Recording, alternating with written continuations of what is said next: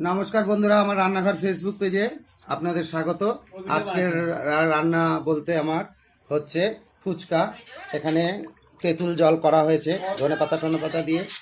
এখানে হচ্ছে দই ফুচকা, এটা দই ফুচকা করেছি সব কিছু দিয়ে।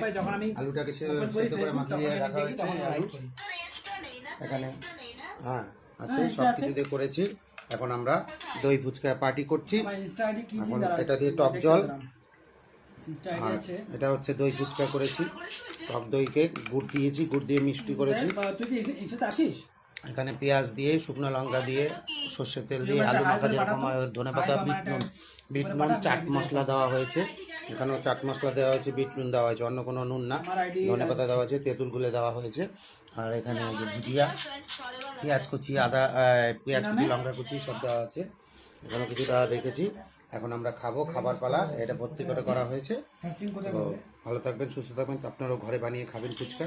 রেডিমেড অনলাইনে পাওয়া যায় ফ্লিপকার্টে, 30 টাকা করে পার প্যাকেট। এক প্যাকেট খেলে অনেক ভালো ভালো ফুচকা হয়। ভালো থাকবেন, সুস্থ থাকবেন, নমস্কার।